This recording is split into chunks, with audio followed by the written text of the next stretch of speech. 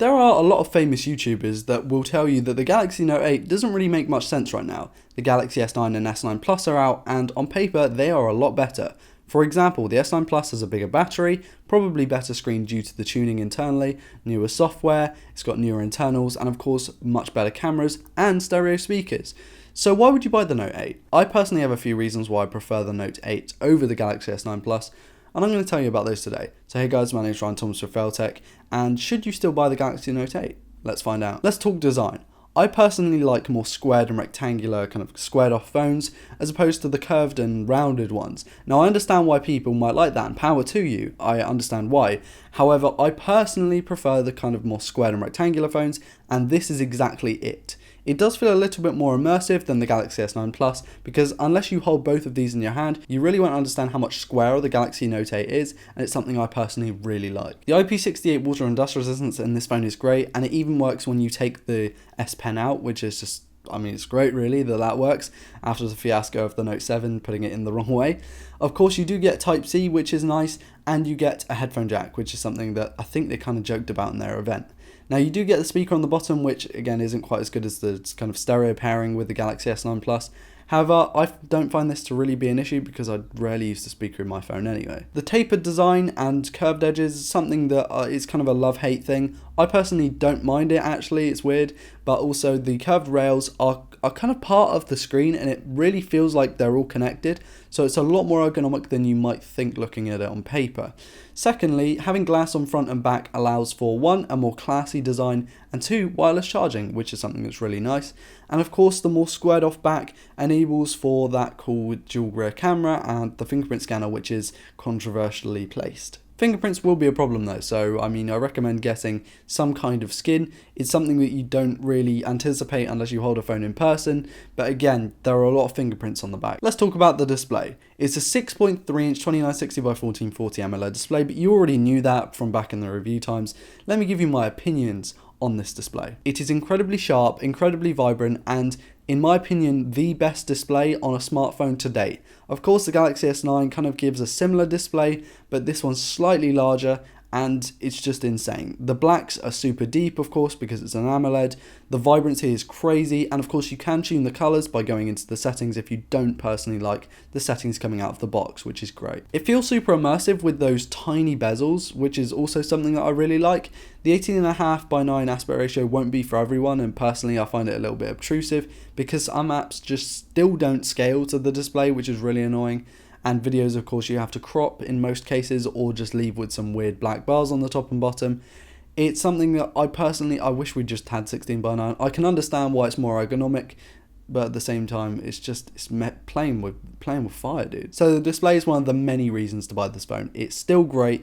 Even going into 2018, it's still the best. Let's talk about those cameras. We've got two 12 megapixel cameras on here that are optically image stabilized, and of course f1.7 and f2.4 glass respectively on the 26 and 52mm equivalent lenses on the back. Now you all knew this again from the spec sheet, but what you won't know is that the software that Samsung uses to power this kind of smartphone camera experience is really good, and I've said it in many videos and I praised it a lot. It's my favorite camera software.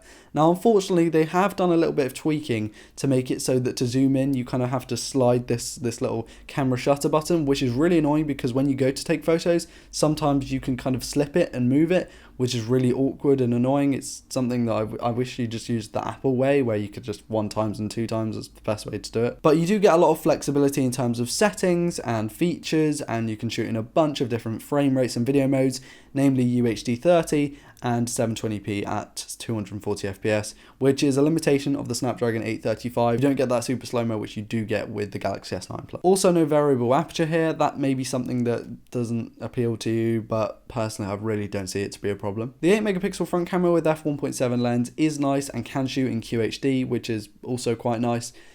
I really don't know what to say about front cameras nowadays because I never really use them. Oreo 8.0 is available on this device, although in this B-roll I believe it was on 7.1. This is just due to the fact that I only had it for a limited amount of time back in February, and of course it didn't have the update then. Now you may love or you may hate Samsung's software skin. I personally find it to be good.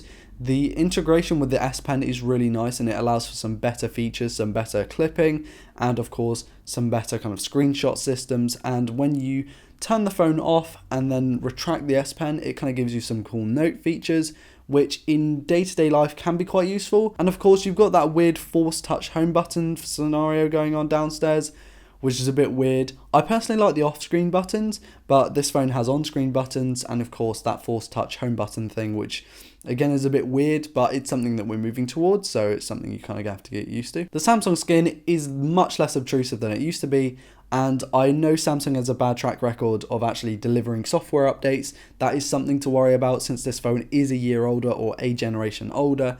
That is definitely something to look out for.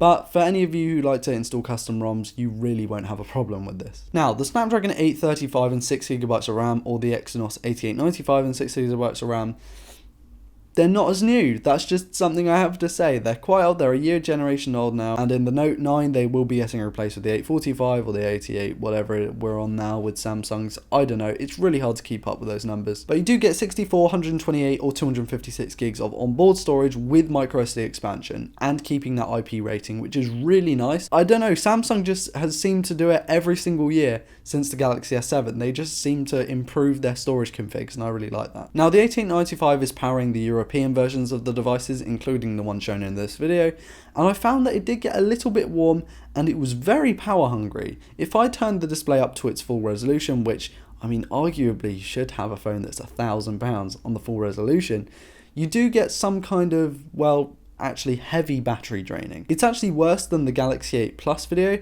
that I did because this battery is a lot smaller, which I'll get onto a bit later. But unfortunately, I didn't get a full day out of this. In fact, the few hours I had with this device, I almost drained it, which was crazy, from like 80%. For batteries, 3300 mAh in a phone with a 6.3 inch display is just not big enough, guys. Now, I know that the Note 7 had problems, and I know you're all going to say, yeah, but this is way more efficient. I know things can get more efficient, but a 3300 mAh battery in a phone of this caliber is just not cutting it. My Galaxy S7 Edge, which again is made by Samsung, 2 or 3 generations old now, had a 3600 mAh battery with, of course, a 5.5 inch display, which is absolutely nuts. So I know that they can't exactly cram a big battery in this because, of course, the S Pen is there, and 2, they really don't want another fiasco like the Note 7. But it's just something to kind of think about. Also, the wireless charging is okay and the fast charging is okay as well. And of course, that kind of makes up for the fact that you do have those problems in terms of a tiny battery and limited battery life. But for me, I would rather not charge my phone throughout the day. A lot of people, don't get me wrong, will like that, and they'll love the fact that you can just plug it in and there'll be next to an outlet, or they might even have a wireless charger on their desk in their office or something. That's cool, power to you, but I would just rather have a longer lasting battery personally. It's something that I actually kind of feel quite passionately about, but I really don't want to go on about because I know it will annoy you guys, so let's just move on to the next bit. The fingerprint scanner in the controversial location is one that I personally just don't find that bad. You get used to it with muscle memory, and when you're buying a phone like this, you probably go into it knowing that you have this problem, so yeah. Secondly, I'm kind of blinded by the fact that it's an IP68 water and dust resistance phone. It's just a really nice feature to have, and of course you've got the heart rate scanner, you've got that fast fingerprint reader, you've got the iris, and of course the facial recognition all in one. So you've got a lot of ways to unlock your device. You've got that force touch bottom part of the screen, and this all comes into a much better package than you may first think. When this came out, yes, it was £1,000, but you can buy these new on eBay for £600 to £650. Now that might still sound like a lot of money, and personally I'm not going out of my way to spend more than about £200 on a smartphone. However, this is kind of a big deal. This is 35 to 40% less money than before, and that means that it's slightly cheaper than a brand new Galaxy S9 Plus, which makes a little bit more sense here. You kind of see where I'm getting with this. You can even buy these used for £500 to £550 if you really dig deep and find a good deal, which is actually a steal for what this phone is. Now, the reasons that this fits into the market for me is it's cheaper, it's got a much nicer aesthetic in terms of the square kind of design. It's got the S Pen, which a lot of people will like, a lot of people will hate. I personally really like the S Pen. However, the off-screen features kind of seem a bit weird. And the phone as a whole is just a really solid build. I personally recommend it. I think if you can get it for a low price, if you can get it for $650 or under, it's definitely a steal. And if you can get it used for like $500, then absolutely go for it, because you're saving yourself half the price of the original cost and it's only like, what, 8-9 months old at this point. Anyway guys, that's it from me. I've been sitting on this one for a little while, and I've had this B-roll since like February, and I've had these notes for a while, and I just kind of wanted to wait to get this video out because I felt it was a little bit premature for like an owning in 2018 or owning in 2017. So I kind of wanted to bring it forward a little bit. I hope you enjoyed this video and got something out of it. Please do like, dislike, comment, subscribe if you're new around here to never miss a video like this one. Also check out my social medias.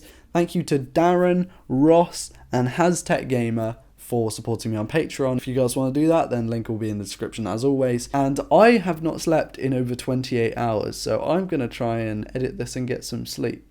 I will see you guys later. My name's been Ryan Thomas for Feltech, and I'll see you in the next one. Peace.